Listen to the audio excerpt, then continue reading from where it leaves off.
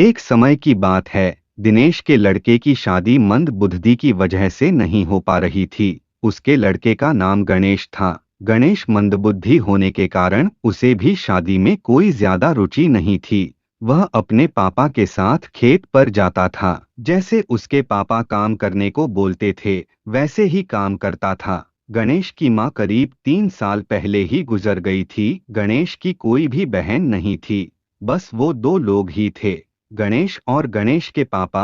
उनके घर में कोई महिला ना होने के कारण दिनेश पहले खाना बनाता, फिर वो काम पर जाता था, जिसकी वजह से वह काम पर समय से नहीं पहुंच पाता था। दिनेश की काफी सारी जमीन थी, वह अपनी जमीन में खेती करता था, इसीलिए उसे रोज खेत पर जाना पड़ता था। रोज रोज लेट हो जाने की वजह से वो ठीक से काम नहीं कर पाता था। दिनेश चाहता था कि उसके बेटे गणेश की शादी किसी तरह हो जाए जिससे घर में खाना पकाने वाली आ जाए और वो काम पर सही समय पर जा सके। पर मोहल्ले वाले यही कहते थे कि गणेश की शादी नहीं हो पाएगी क्योंकि वह मंदबुद्धि है। लेकिन जब ऊपर वाले को मंजूर होता है तो उसके पास वो चीज किसी ना किसी बहाने से पहुंची जाती है। एक दिन पास के गांव की लड़की का रिश्ता मेरे बेटे के लिए आया। मैं बहुत खुश हो गया। लड़की वाले ने मेरे बेटे को देखा और कहा मुझे लड़का पसंद है।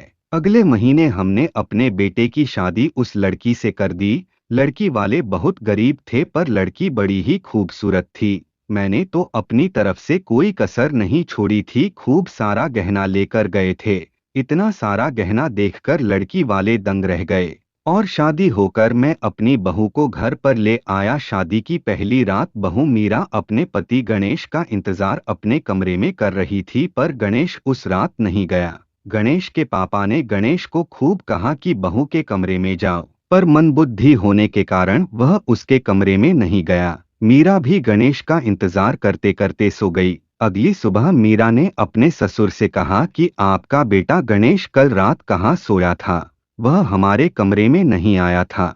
दिनेश ने कहा बहू मेरा बेटा थोड़ा कम दिमाग का है, उसे धीरे धीरे समझ में आ जाएगा। मीरा ने खाना बनाया और बाप बेटे दोनों खाना खाकर काम पर चले गए। जब गणेश अपने पापा के साथ काम कर रहा था तो दिनेश ने गणेश को समझाया कि गणेश अब तेरी शादी हो गई है, आज से तुम मेरे साथ नहीं सोओगे, तुम अपनी पत्नी के साथ सोगे।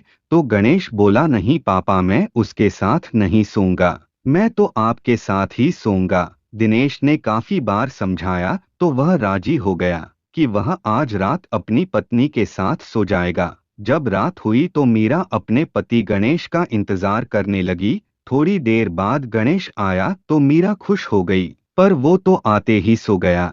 अब मीरा को बहुत गुस्सा आ रहा था। ऐसे ही करीब 10 दिन बीत गए पर गणेश ने मीरा के साथ कुछ नहीं किया। एक दिन मीरा अपने ससुर से कह रही थी कि जब गणेश को कुछ करना नहीं आता है तो उसकी शादी मुझसे क्यों कर दी, मेरी जिंदगी बर्बाद कर दी। अब मैं इस घर में एक पल भी नहीं रुकूंगी, मैं आज ही यह घर छोड़कर जा रही हूँ। मीरा की ऐसी बातें सुनकर दिनेश शर्मिंदा हो गया। मीरा बड़बड़ाते जा रही थी कि इससे अच्छा तो मैं आपसे शादी कर लेती, शादी के बाद जब पति संतुष्टि नहीं कर पाएगा तो मैं किसके सहारे रहूंगी। दिनेश सोच रहा था कि अगर बहू घर छोड़कर चली गई तो हमारी बहुत बदनामी होगी। यह सोचकर दिनेश ने कहा बहू तुम यह घर छोड़कर मत जाओ, नहीं तो हमारी बदनामी हो जाएगी। मीरा गुस्से से बोली तो क्या आप मुझे संतुष्ट करोगे? दिनेश ने भी हाँ कर दिया। मीरा ने कहा ठीक है, अगर आप अपने बेटे की जगह मुझे खुश करोगे तो मैं नहीं जाऊंगी। उस दिन से दिनेश अपनी बहू को खुश करने लगा और मीरा दिनेश के साथ पति पत्नी की तरह रहने लगी। दोस्तों कभी कभी हालात ऐसे आ जाते हैं कि औरत किसी से भी रिश्ता बनाने को तैयार हो जाती है।